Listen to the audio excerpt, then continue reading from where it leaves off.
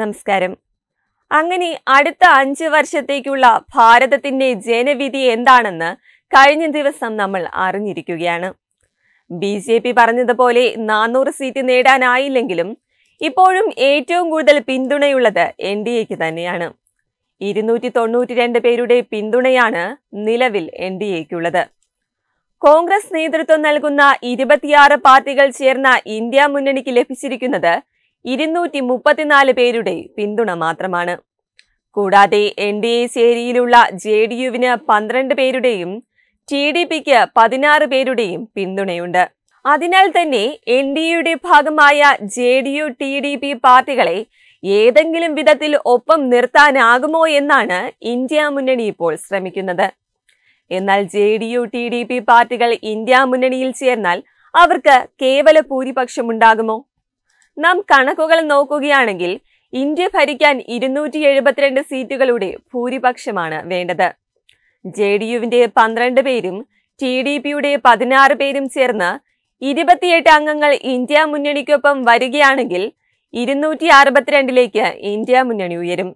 അപ്പോഴും കേവല ഭൂരിപക്ഷത്തിന് 10 സീറ്റുകളുടെ കുറവുണ്ടാകും. അപ്പോൾ പിന്നെ ഒരു കാര്യം വ്യക്തമാണ്, JDU TDP പാർട്ടികളെ ഒപ്പം നിർത്തിയാൽ പോലും ഇന്ത്യ മുന്നണിക്ക് കേവല ഭൂരിപക്ഷം നേടാനാകില്ല. അതേസമയം തനിച്ച് കേവല ഭൂരിപക്ഷം നേടാനായില്ലെങ്കിലും സഖ്യകക്ഷികളുമായി ചേർന്ന് സർക്കാർ രൂപീകരിക്കാനുള്ള നീക്കം സജീവമാക്കിയിരിക്കുകയാണ് BJP.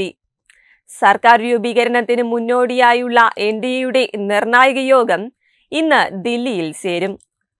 പ്രധാനമന്ത്രി നരേന്ദ്രമോദിയുടെ അധ്യക്ഷതയിൽ ചേരുന്ന യോഗത്തിൽ നിതീഷ് കുമാർ അടക്കമുള്ള NDA നേതാക്കൾ പങ്കെടുക്കുമെന്നാണ് പുറത്തുവരുന്ന വിവരം. അതേസമയം തങ്ങൾക്ക് മാത്രമായി കേവല ഭൂരിപക്ഷമില്ലാത്തതിനാൽ സർക്കാർ രൂപീകരണത്തിന് പരമാവധി വിട്ടുവീഴ്ചകൾക്കും BJP തയ്യാറാകേണ്ടി വരും. NDAക്കൊപ്പം തുടരുമെന്ന് TDPയും JDUവും വ്യക്തമാക്കിയിട്ടുണ്ട്. ഈ സാഹചര്യത്തിൽ 240 സീറ്റുകളുമായി BJP ഈ തിരഞ്ഞെടുപ്പിലെ ഏറ്റവും വലിയ കക്ഷിയായി NDA ഘടക കക്ഷികളെയും ഒപ്പം കൂട്ടി നരേന്ദ്രമോദി തന്നെ 3ാം വട്ടവും പ്രധാനമന്ത്രിയാകും. ഛത്രപതി ശിവാജി സ്ഥാനമേറ്റ് ഹിന്ദുരാഷ്ട്ര പ്രഖ്യാപനം നടത്തിയതിന്റെ 350ാം വാർഷികം വരുന്ന 8ാം തീയതി സത്യപ്രതിജ്ഞ നടക്കുമെന്നാണ് പുറത്തുവരുന്ന വിവരം.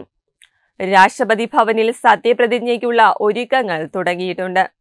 അങ്ങനെ ജവഹർലാൽ നെഹ്റുവിന് ശേഷം തുടർച്ചയായി 3ാം തവണ അധികാരമേൽക്കുന്ന പ്രധാനമന്ത്രി എന്ന പദവി കൂടിയാണ് നമ്മുടെ നരേന്ദ്രമോദിക്ക് ലഭിക്കാൻ പോകുന്നത്. വെബ് ഡെസ്ക് തത്തുമൈ ന്യൂസ്.